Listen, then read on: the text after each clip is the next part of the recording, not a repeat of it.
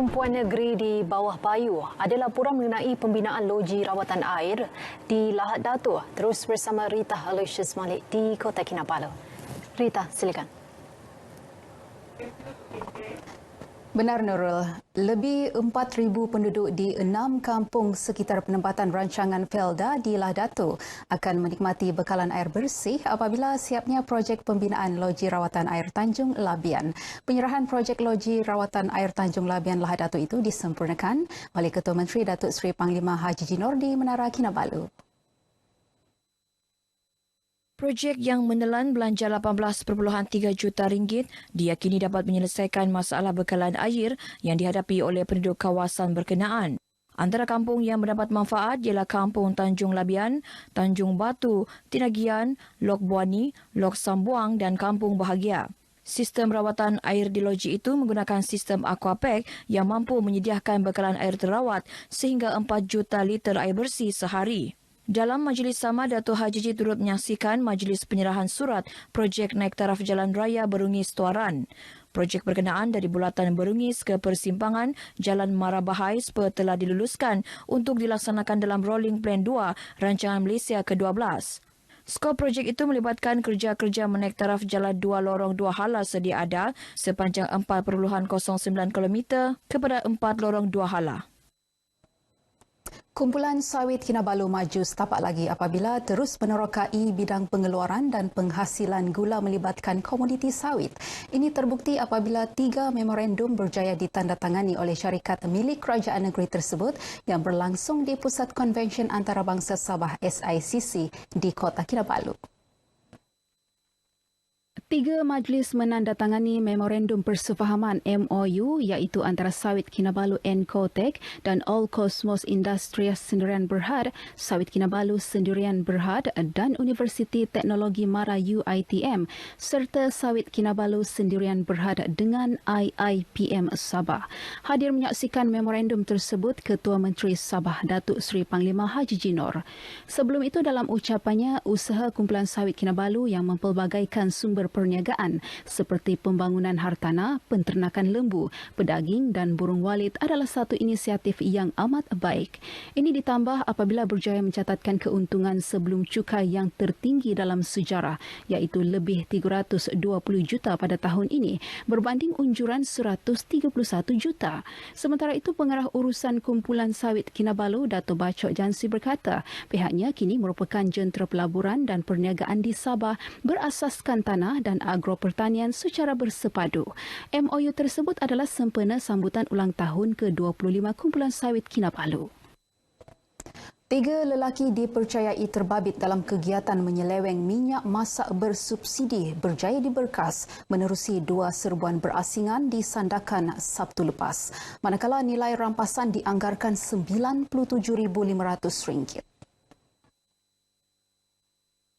Pegawai Pemerintah Pasukan Gerakan AM PGA Batalion 20 Beluran ACP Muhammad Rafiq Muhammad Mustafa berkata serbuan pertama di Batu 14 Sandakan berjaya menahan suspek berumur 68 tahun bersama-sama 25 tong berisi minyak masak seberat 400 kg. Sementara itu, serbuan kedua di Batu 12 Jalan Labuk turut menahan seorang lelaki berumur 43 tahun bersama-sama pelbagai peralatan untuk menyeleweng minyak masak.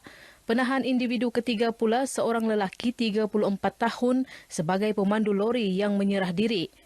Sindiket ini mencampurkan minyak masak subsidi dengan minyak masak CPO untuk dijual kepada kilang-kilang yang berhampiran. Kita juga telah mengenal pasti beberapa kilang yang terlibat di dalam aktiviti penyelewengan ini dan tindakan akan diambil dalam masa terdekat. Beliau berkata demikian dalam satu sidang media di Sandakan. Kabinet SP Sandakan akan membuka siasatan di bawah Seksyen 21 dibaca di bawah Peraturan 31 Perintah Kawalan Bekalan 1974 untuk menyiasat kepada semua pihak yang terlibat dan mempunyai kes tersebutlah. KPDN HEP juga akan menyarankan kepada Lembaga Minyak Sawit Malaysia MPOB supaya membatalkan lesen ke atas kilang-kilang memproses minyak masak yang mendapat minyak melalui sumber yang tidak sah. Sabah mampu mengangkat konsep keluarga Malaysia lebih baik dengan menonjolkan pelbagai budaya dan tradisi yang diamalkan. Ini termasuklah sambutan Pesta Magahau Anjuran Persatuan Momogun Rungus Sabah Samora yang telah diadakan di Ibu Negeri.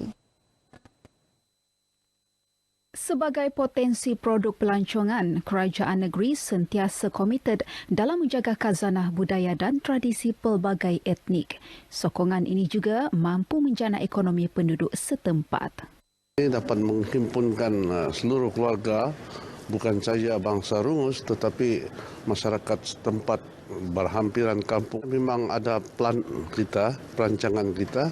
Dan bukan saja Magahau ini, tetapi ada beberapa lagi pesta kesukuan di negeri Sabah ini yang akan kita kenal pasti untuk kita angkat. Datuk Jafri ditemui media selepas merasmikan Pesta Magahau 2021 di Kota Kinabalu. Sementara itu, Presiden Persatuan Momogun Rungus Sabah Samora, Datuk Dr. Jalani Hamdan dalam ucapannya memberitahu penambahbaikan penganjuran dibuat melalui rombakan penstrukturan zon sejak 2019 dan diperkasakan sehingga ke peringkat antarabangsa.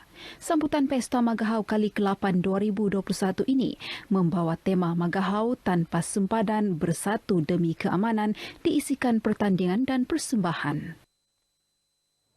Cuti sekolah digunakan sebaiknya oleh ibu bapa untuk memenuhi keperluan anak-anak seperti mengadakan majlis berkatan.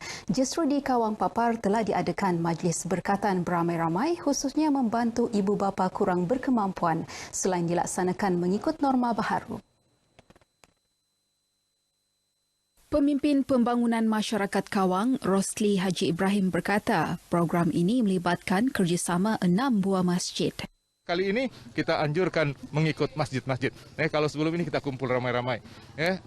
Apabila suasana pandemik melanda, kita ubah pula supaya kita tidak berkumpul dalam jumlah yang begitu besar. Sambutan okey, meriah juga. Pasal ini yang aku rasa kali kedua sudah yang sekarang ni lah. Aku rasa memanglah itu satu kemudahan yang cukup bermakna lah kepada orang-orang kampung lah. Dalam majlis ini seramai 27 kanak-kanak sekitar Kampung Bundusan dan pengalat kecil Papar terlibat dalam program berkatan. Baik saudara, sekian perkongsian dari Sabah untuk petang ini. Terus patuh SOP, amalkan kawalan kendiri. Sekali lagi, saya Rita Alusius Malik kembali kepada Nurul. Silakan.